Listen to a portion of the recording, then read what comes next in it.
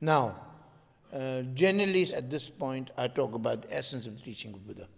But today I shall dispense with this and really come to the main point. Because the main point is really when Buddha taught. I remember many great masters always say, you see, when you ask what is the essence of the teaching of Buddha, Buddha said, Rang Semdion Sundu, to tame, to conquer, to subjugate. Those are the same words, by the way, meaning the same thing. To tame, to conquer, or to subjugate this mind of ours. But if you do not like the word subjugate or tame, then you can use something more friendly called transform. But actually the same thing. It's a bit of a sugar coating. Main thing is really to tame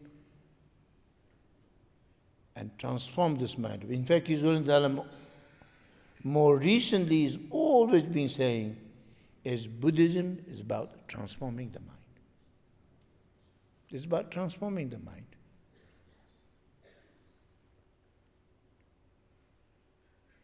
Because the mind is the root of everything. It's the creative happiness and creative suffering.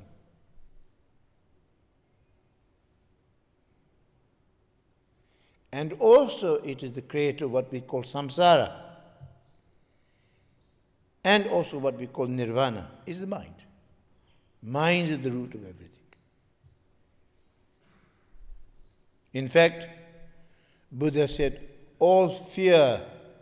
I find this very inspiring. When I heard this, it was really such a revelation. He said that all fear and anxiety comes from a mind that's untamed.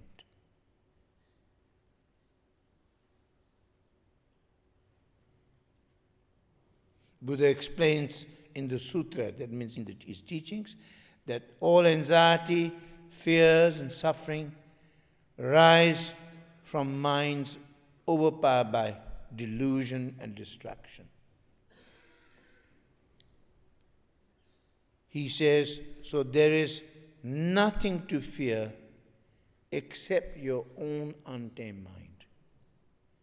Just as, President Roosevelt said during the Great Depression, he said that there is nothing to fear.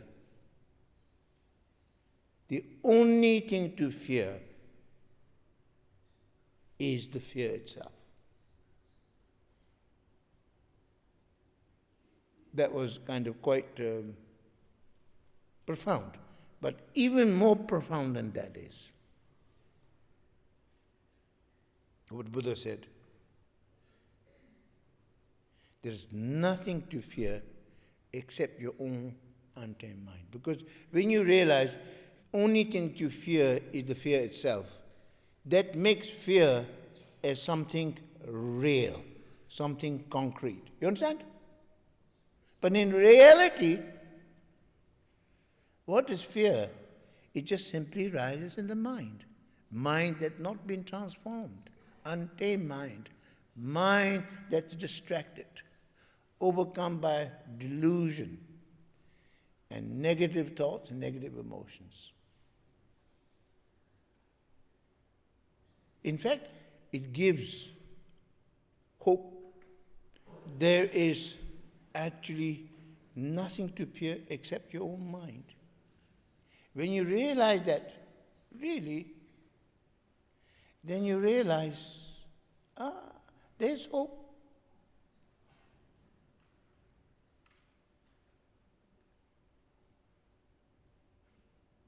And if we work with mind,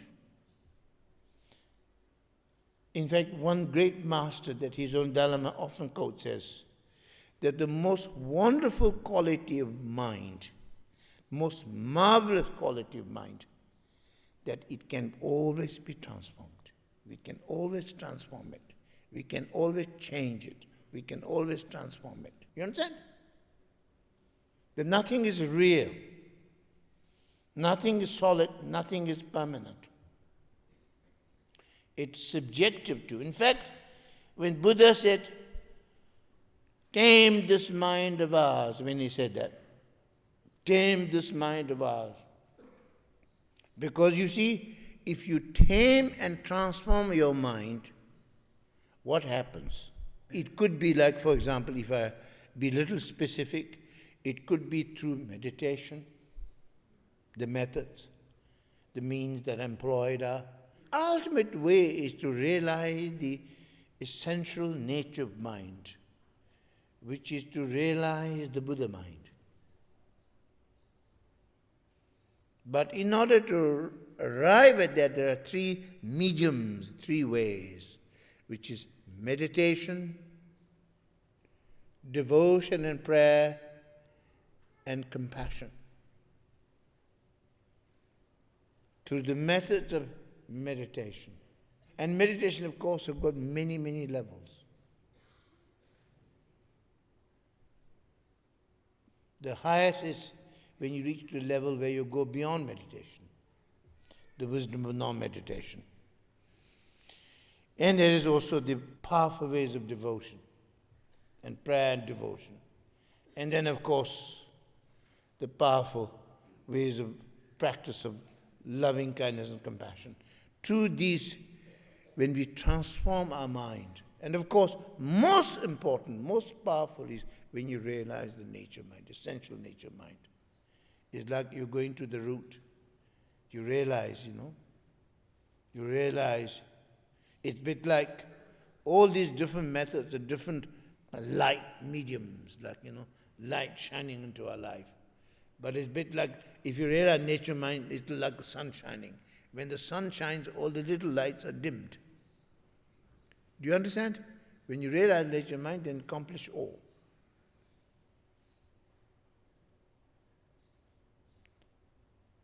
So when you transform your mind, what happens?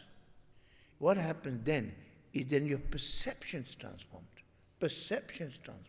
You understand? Your perception. It's all about perception. All about perception.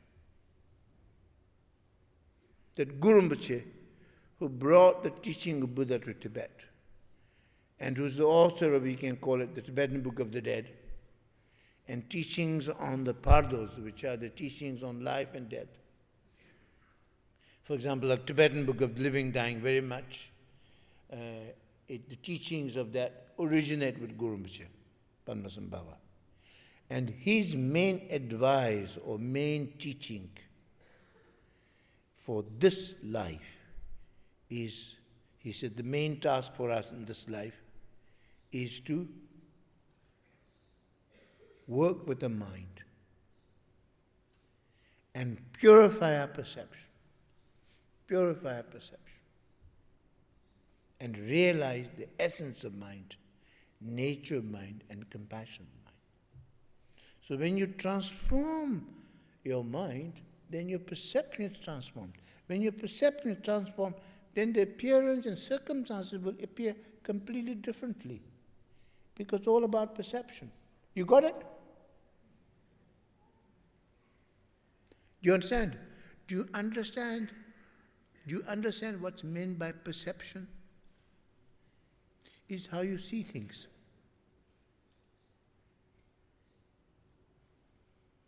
How you see things sometimes depends on your mood.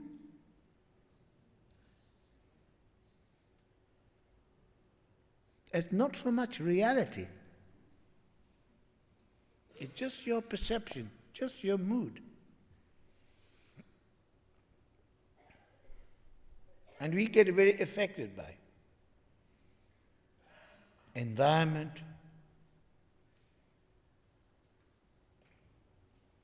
influenced by circumstances.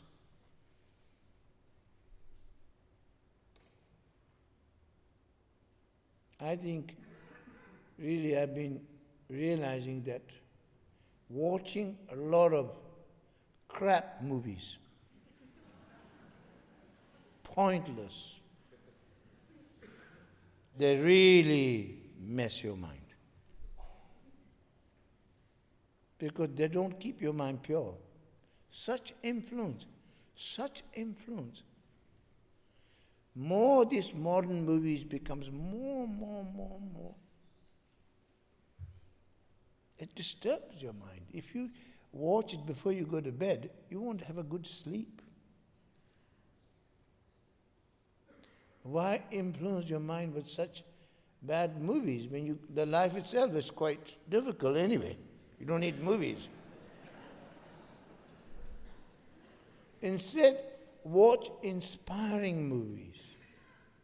Inspiring, humorous, which make you feel good. Even though the movie doesn't really tell reality, it doesn't matter, but what's reality anyway?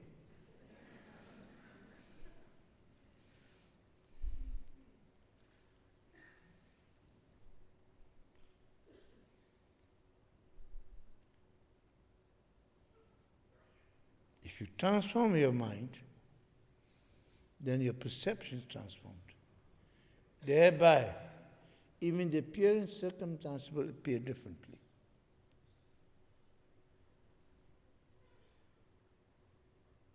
That's very important to understand. It's a key. That's why when you talk about there's nothing to fear except your untamed mind. The main thing is whenever fear, anxiety come, the important thing is to transform the mind. Then you can overcome it. Of course, it may not be very easy straight away. It's not like switching on a light. Because a mind has been very much affected by habitual patterns of negative thinking, distraction, delusion, and destructive negative emotions. So sometimes really try to transform mind straight away may not be easy. So require the teachings to help you to transform the mind. It is first when you hear the teachings, it really helps. When you yourself are not able to transform your mind by yourself, even through meditation, because you're not strong enough to overcome then by listening to the teachings. I find that's why many of my students are helped. I find the best way to help them is through they listen to many inspiring teachings of myself and many great masters, and that really help to transform the mind. As a transformed mind, then the perception becomes transformed. Therefore, all the anxiety and fears can be overcome. Is that clear?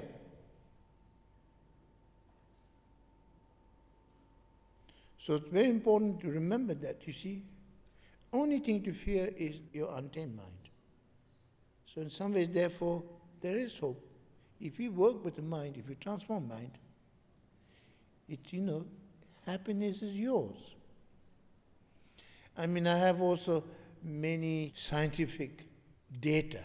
So you see, the recent years, thanks to the initiative of His Holiness Dalai Lama and many others, scientists have been working with Buddhist teachers, practitioners to study the effects of meditation and compassion on the physical and mental health. Research has shown that practicing meditation and compassion can actually alter the structure and the function of brain, called neuroplasticity. Studies done on experienced practitioners, those who practiced for more than 10,000 hours, found changes in the parts of brain important for cognitive and emotional processing, for happiness and well-being. They also revealed a significant increase in the activity in the parts of brain associated with positive emotions and a readiness to jump into action.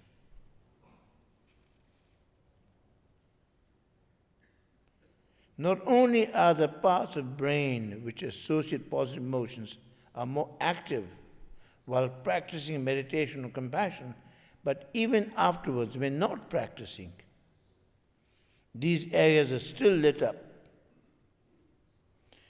That means, you see, what's amazing is that they found, before they thought that like only the musicians, like the people who play violin, for like many hours, 10,000 hours, parts of the finger that affects the brain. But then what was a new discovery is actually mental training from meditation affects the mind. That's the new discovery. Now it's not so new, it's been 20, 30 years now. And the scientific community and many are very excited about that. And this shows that people who have meditated, find that the parts of brain that form positive emotions are really, are working and really lit up. But the parts of brain that form negative emotions are down, almost out of order. And what's amazing is that not only parts of brain that form positive emotions are lit up during the practice, but also when they're not practicing, which means there's a permanent damage on the brain. They're always happy. It's possible. So this result is very exciting because it can show that particularly these days, in this modern day and age, the greatest suffering we have is the mental suffering. And people go through a lot of depression. The depression is, I think, the second most debilitating illness in the modern world. So through this training, actually meditation and so on, we can transform. So there's really good hope.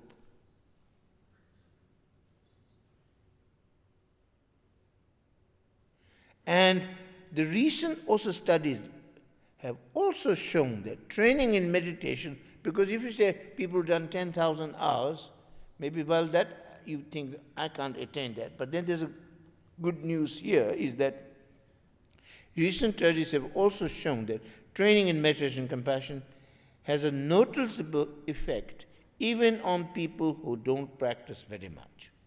That's us. For example, just practicing compassion or meditation for as little as half an hour a day over a period of 2 months has been shown to have a measurable effect on the parts of brain connected with happiness and well-being. Other benefits include boosting the body's immune system, improving brain's capacity to concentrate for an extended period of time, reducing high blood pressure, and improving heart function, lowering levels of stress hormones, and improving the capacity to deal with stressful situations and even uncomfortable physical conditions. And most important of all, reducing symptoms of depression and anxiety. That is good news, isn't it? I think it's real. And now there are more and more research emerging. Because like when one research comes, then there's more research being done. It started in America, in the University of Wisconsin and other places. Now they're everywhere, in Germany, also in France, in many places it's happening. And now more recently, there's a lot of research being done on compassion, impact of compassion. It's very inspiring. So the main thing is that mind is the root of everything. Is the creator of happiness, creator of suffering. In fact, in the Tibetan teachings or the Buddhist teachings, it says mind is in Tibetan, Kunji Gyalpo, meaning mind is the universal ordering principle. It's creator of happiness and creator of suffering. And creator of what we call samsara and creator of what we call nirvana is the mind.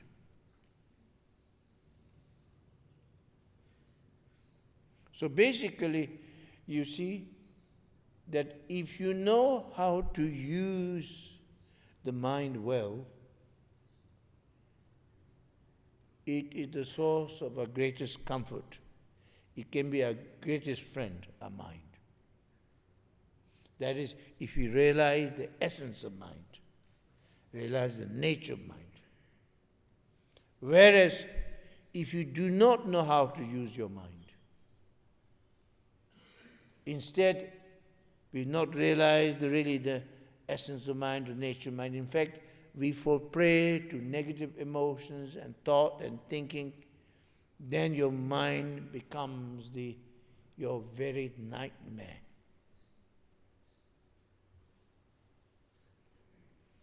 As the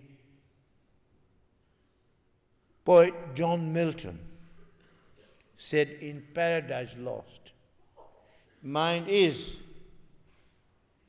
in its own place. See, there's a lot to understand.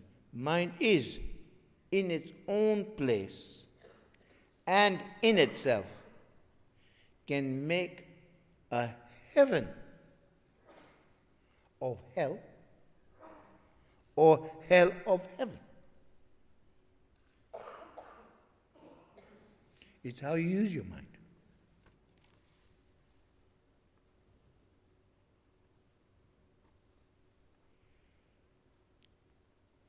As I said earlier, I sometimes bring the same point again.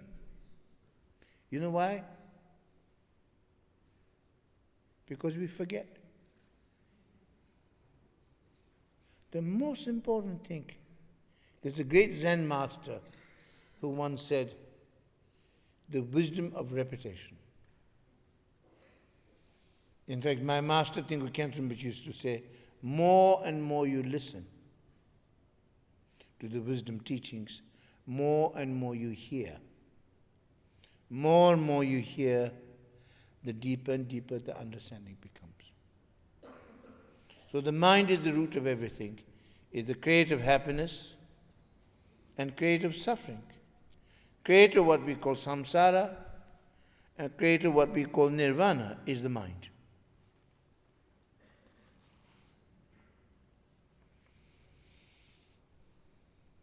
Now, you kind of understand, okay, mind is the creator of happiness and creator of suffering. You understand? Remember earlier, it was said that is the foolish that go looking for happiness outside of themselves. Because when you go looking for happiness outside of yourself, then you no longer have control. You got it? Whereas the learned and wise know all the happiness and cause of happiness are present in our mind and heart. Because as you know, happiness is not something that exists objectively. Otherwise, the rich people can be the most happy people. They could have bought it. But unfortunately, happiness cannot be bought. It doesn't exist objectively. And unfortunately, or fortunately, it depends on where you look at it. Unfortunately, or fortunately, happiness is subjective to your experience. Subjective to your experience. Hence, the importance of working with the mind and transforming the perception is the key. You understand?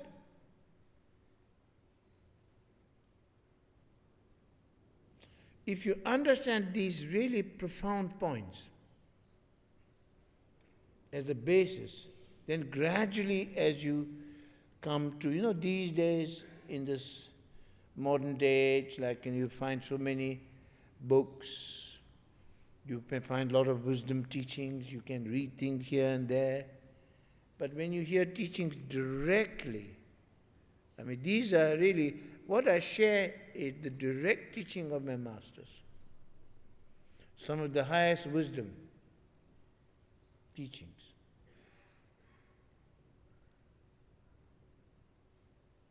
That are directly revealed. Heart to heart, mind to mind. When you have the basis of that, then you have some basis, some seed, which you can then grow. Clear? So it's really working with your mind. Working with your mind. Working with your mind. It may take a little while, but if you work with mind, and then success is yours. In fact, the greatest accomplishment is accomplishing your mind, working with the mind, finding the inner happiness and peace.